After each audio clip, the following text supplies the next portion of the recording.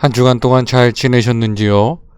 오늘은 기도에 대한 두 번째 시간으로 우리의 기도는 건강한가요? 라는 제목으로 말씀을 나누겠습니다. 우리의 기도가 건강한지를 판단하기 위해서 우리는 5가지 질문을 해보면 좋을 것 같습니다.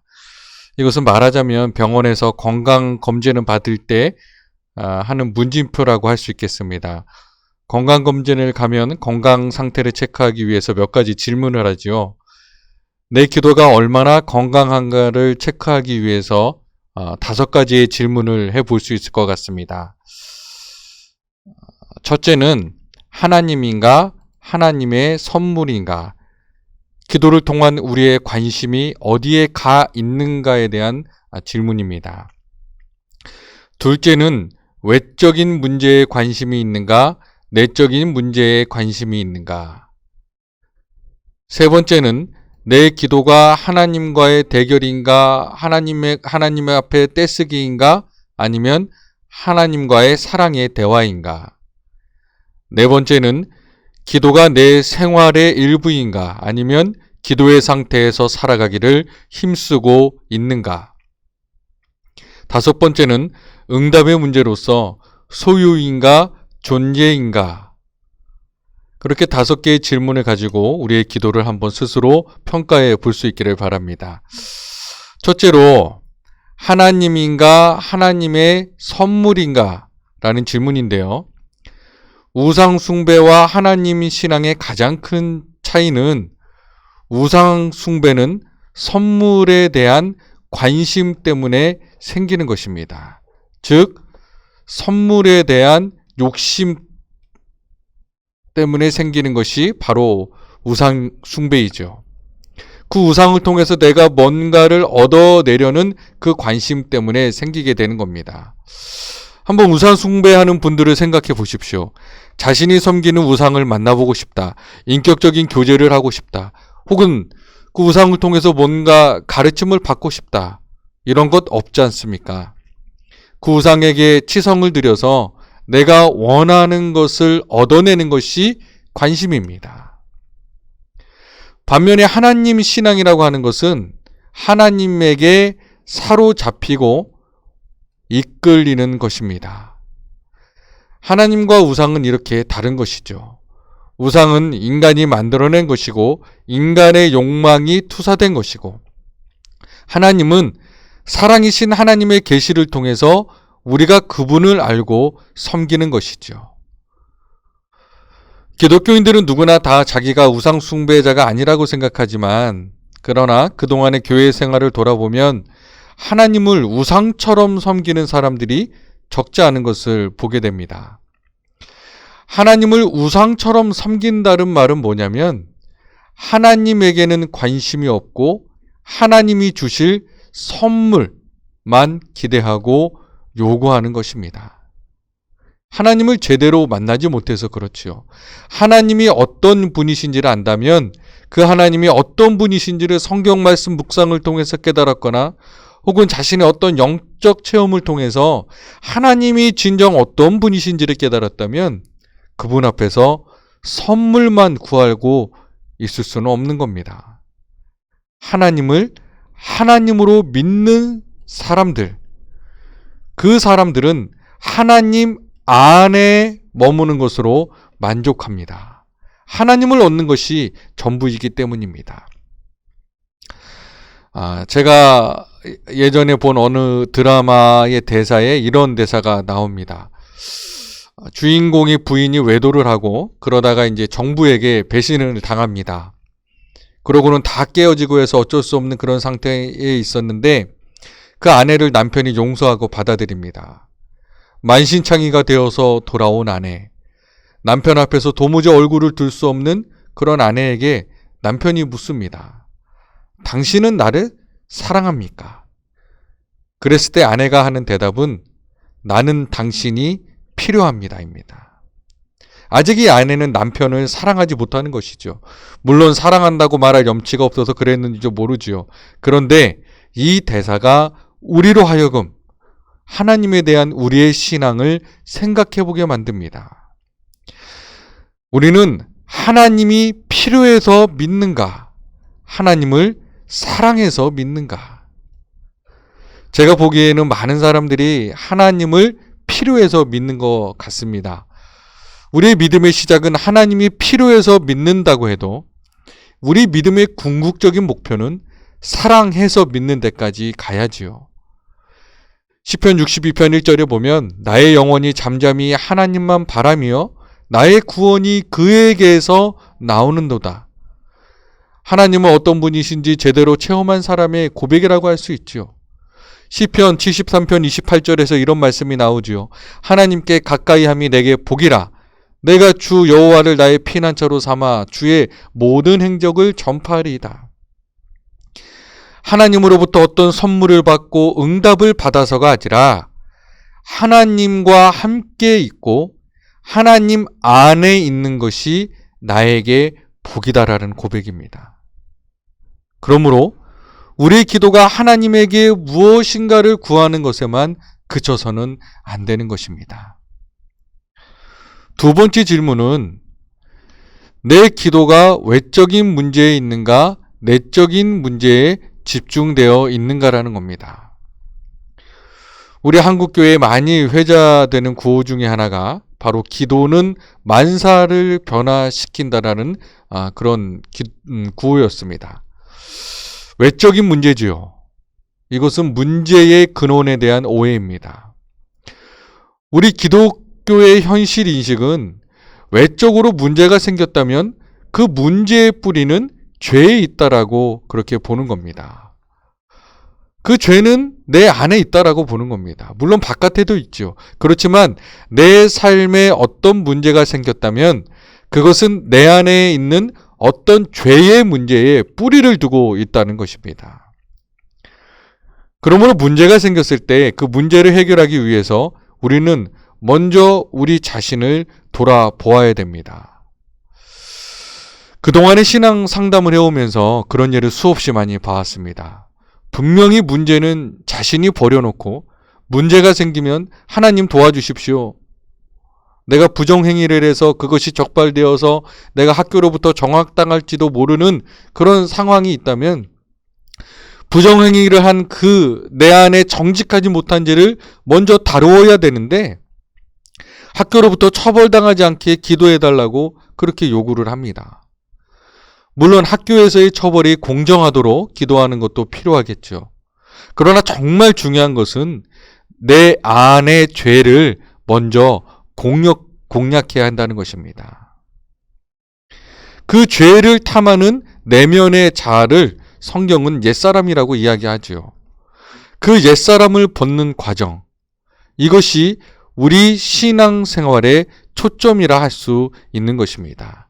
그래서 사도 바울은 로마서 6장 4절 말씀에 그러므로 우리가 그의 죽으심과 합하여 세례를 받음으로 그와 함께 장사되었나니 이는 아버지의 영광으로 말미암아 그리스도를 죽은 자 가운데서 살리심과 같이 우리로 또한 새 생명 가운데서 행하게 하려 함이라라고 이야기하고 있습니다. 자, 여기서 이 장사되었나니, 즉 장사된 사람은 바로 우리의 옛사람이죠. 자, 이것을 보면 세례라는 것은 뭐냐? 예수 그리스도와 연합함으로 옛사람을 장사 지내는 것. 이것이 바로 세례라는 것입니다. 그런데 영적인 비밀이 있습니다. 그것이 뭐냐면 우리 육신은 한 번 장사 지내면 끝나는 것이죠.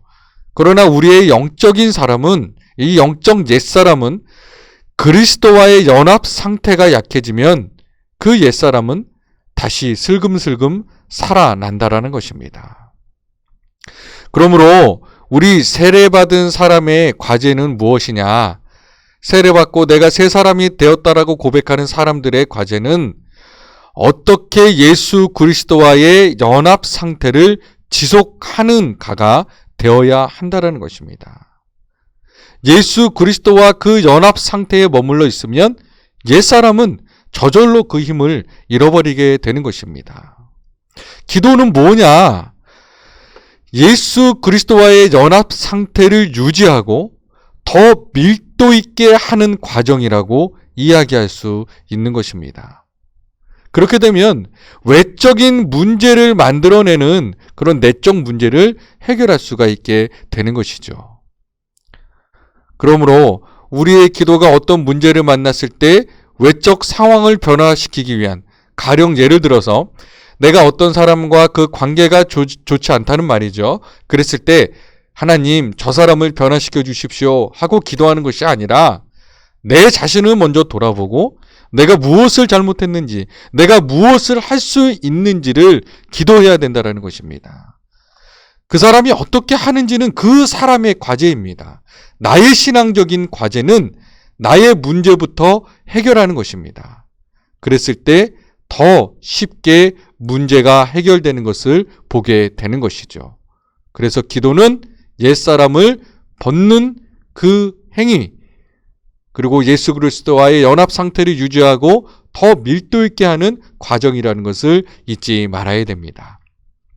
자, 세 번째 질문은 내 기도는 하나님과의 대결, 즉 하나님 앞에 떼쓰기인가 사랑의 대화인가라는 것입니다. 우리 찬송가에 보면 내 기도하는 그 시간, 그때가 가장 즐겁다라는 찬송가 가사가 있죠. 정말 우리의 기도 시간이 즐거운가요? 우리의 기도가 떼쓰기인지 아니면 사랑의 대화인지는 여기서 결정이 되는 겁니다. 많은 사람들이 기도를 하나님과의 대결, 하나님 앞에 떼쓰기로 생각을 합니다. 자, 기도에 대한 두 가지 이미지가 있죠. 하나는 야복강가에서의 야곱의 그 씨름에 관한 이미지입니다. 자, 야복강가에서의 야곱의 씨름, 환도뼈가 이골될 만큼 나에게 복을 주시지 않으면 내가 놓아줄 수 없다, 그런 생각을 갖고 하나님과 대결하는 기도, 그것을 강청기도라고도 하는데요. 그렇게 해서 하나님을 굴복시키는 것이 좋은 기도라고 우리가 그렇게 배워왔죠. 그런데 문제는 이렇게 되면 하나님은 우리의 적, 우리의 대결 대상이 된다는 겁니다. 그리고 기도가 어려워져요. 부담스러워져요. 오늘 또 뭔가를 얻어내지 못하면 안 된다고 하는, 하나님은 뭔가 우리에게 줄 것을 가지고 있는데도 우리가 간절히 애걸복걸하지 않으면 안 주신다고 하는 그런 오해 속에 갇히게 된다는 거죠. 그래서 저는 기도의 가장 좋은 이미지는 시편 131편에 나오는 엄마 품에 안긴 젖된 아이의 이미지가 가장 좋은 이미지라고 생각합니다. 물론 대결하는 것처럼 절박하게 신음하면서 기도할 때도 있죠. 절규하고 애걸복걸하고 사생결단하듯 그렇게 기도해야 될 때도 있지만 언제나 그런 것은 아니라는 말입니다. 생각해 보십시오. 여러분들에게 아직 자녀가 없지만 여러분의 자녀가 여러분과 대화를 하려고 할 때마다 대결하듯이 늘 떼를 쓴다고 생각을 해 보십시오. 그 아이와 마주하는 게 좋겠습니까? 그 아이와 대화하는 것이 부담스럽고 또 껄끄럽겠죠. 아이와 대화하는 것이 사랑의 대화가 되어야지 즐거운 것이 되겠죠. 우리의 기도가 절박해질 때가 있어요. 우리의 상황이 절박할 때 우리의 기도도 절박하죠. 저도 한동안 그런 절박한 기도를 많이 들어봤습니다. 요즘도 이런저런 문제를 겪고 있는 교우들을 위해서 절박하게 기도할 때가 있습니다. 문제는 하나님의 선의를 믿지 못할 때도 절박해진다는 것이죠. 예수님이 하신 두 말씀을 기억할 필요가 있는데요. 마태복음 6장 8절의 말씀이나 마태복음 6장 31절 32절의 말씀이 중요한 말씀입니다. 자, 예수님의 이 말씀을 잠깐 보면, 그러므로 그들을 본받지 말라. 구하기 전에 너희에게 있어야 할 것을 하나님 너희의 아버지께서 아시느니라. 너희가 구하기 전에 너희에게 필요한 것이 무엇인지를 이미 알고 계신다라는 말씀입니다. 그러므로 염려하여 이르기를 무엇을 먹을까, 무엇을 마실까, 무엇을 입을까 하지 말라. 이는 다 이방인들이 구하는 것이라. 너희 하늘 아버지께서 이 모든 것이 너희에게 있어야 할 줄을 아시느니라. 예수님이 거듭 말씀하시는 것은 하나님이 우리의 사정과 필요를 우리보다 더 잘 아신다라는 것입니다. 그러므로 그런 하나님을 믿는다면 떼쓸 이유가 없는 것이죠. 물론 우리의 상황이 절박해서 하나님 앞에 간절히 기도하고 부르짖을 때도 있지만 언제나 그런 것은 아니라는 겁니다. 자, 이렇게 말하면 단박에 나오는 질문이, 그러면 왜 기도해야 됩니까? 하나님이 우리 필요한 것 다 알고 계시고 우리가 간구하기 전에 이미 주고 싶어 하시고, 그렇다면 그냥 가만히 있어도 되지 않느냐, 이렇게 말합니다. 여기에 대해서 저는 세 가지로 답합니다. 첫째는, 그러니까 구하는 기도보다는 사귐의 기도에 더 집중하라는 것입니다. 우리의 기도를 구하는 것으로만 채우지 말고 하나님을 찬양하고 사랑의 고백을 하고 감사하고 또 그분의 말씀을 묵상하고 침묵 가운데 그분의 임재를 체험하고 이런 것에 집중하라는 것입니다. 두 번째는, 그래도 구해야 되는데 우리가 구하는 것은 하나님의 주권을 인정하고 고백하는 것입니다. 내가 병에 걸렸는데 하나님이 고쳐주시겠지 하고 그냥 지나갑니다. 그냥 무심코 지나갔어요. 그래서 고쳐졌어요. 그러면 나중에 어떻게 생각하겠어요? 약 먹으니까 고쳐졌네 하겠죠.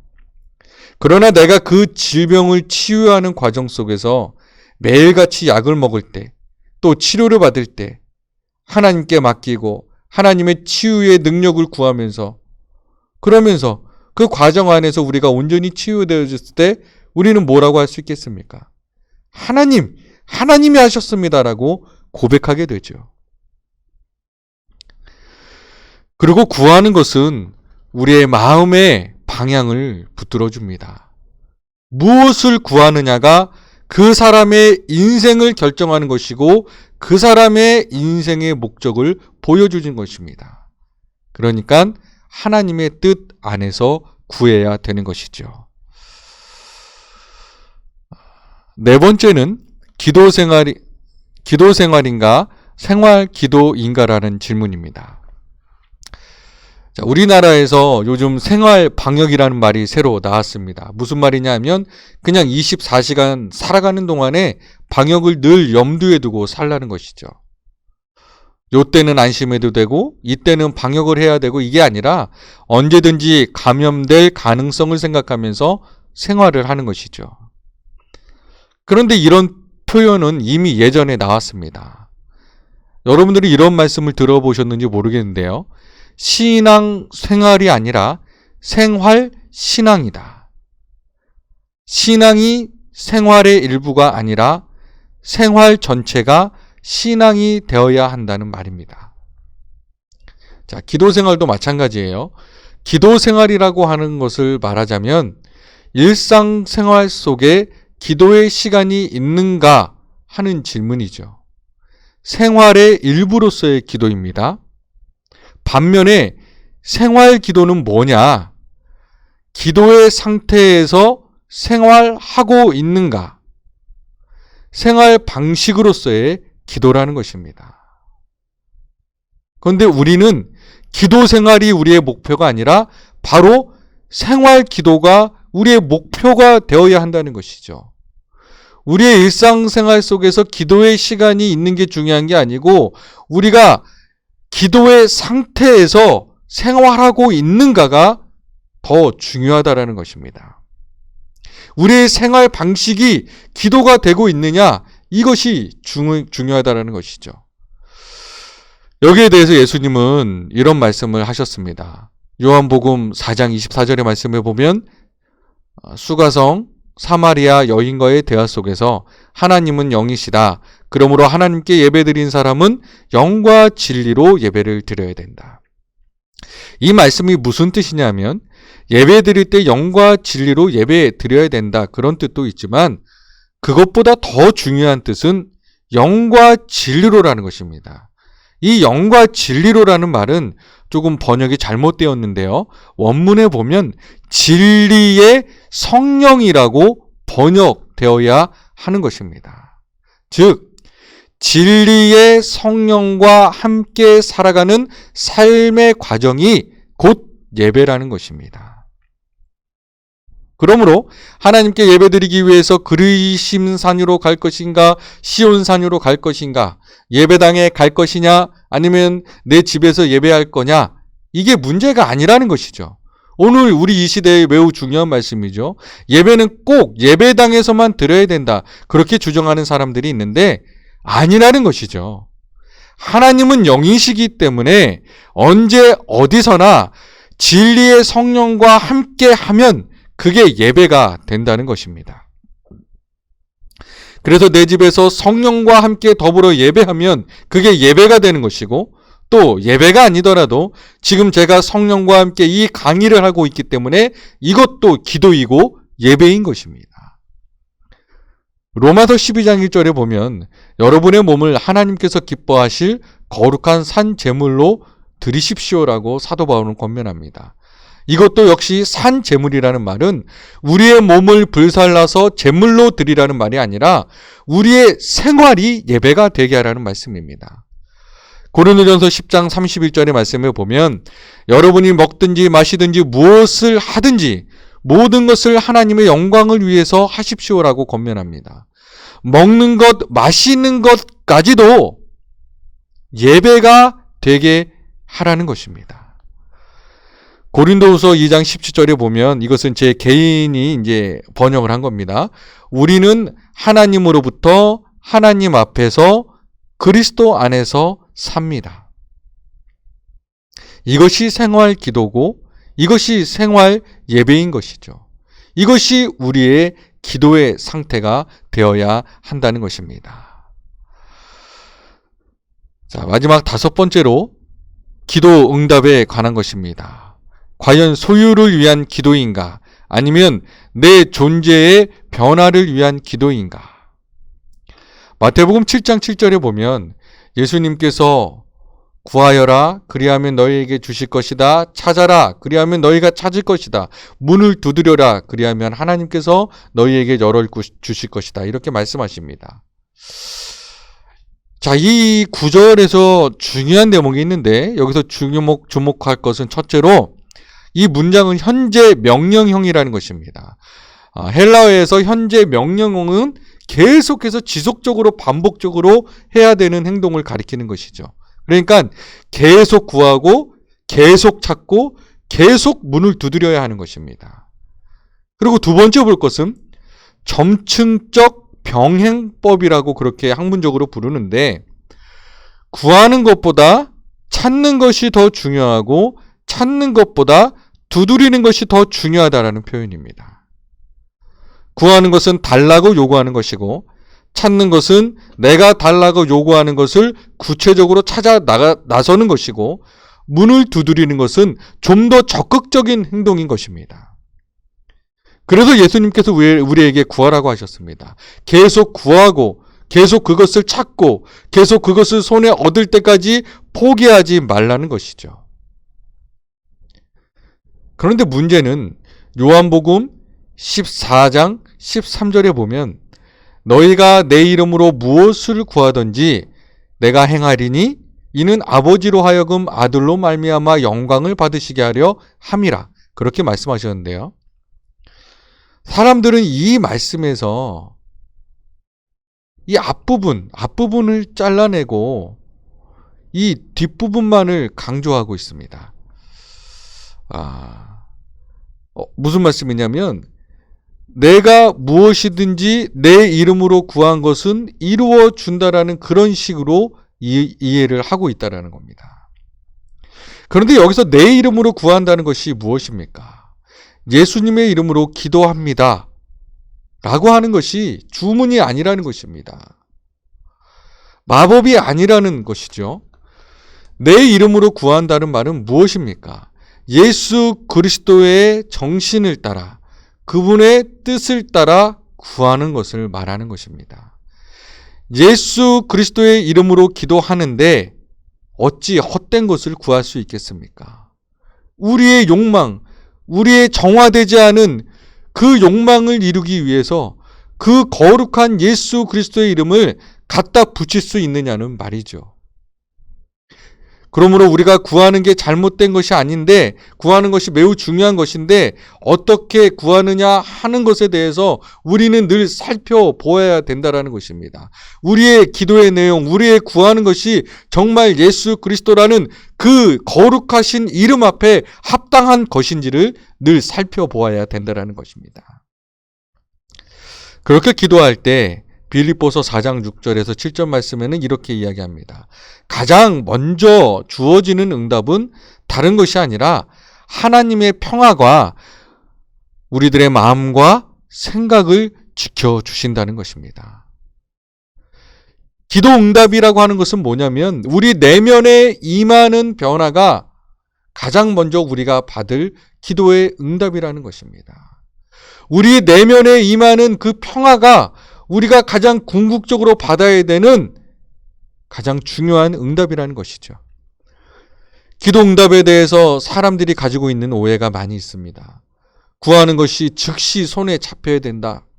그래서 내가 열심히 간절히 기도했는데 이루어지지 않으면 헛수고했네 이렇게 생각을 하죠. 그런데 모든 청원 기도는 응답이 됩니다.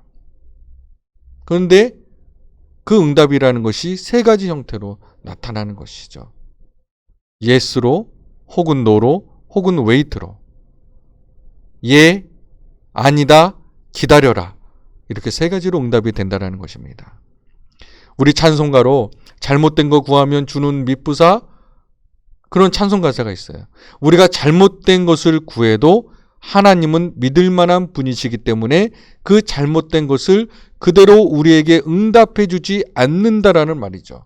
그게 바로 아니오라는 응답입니다.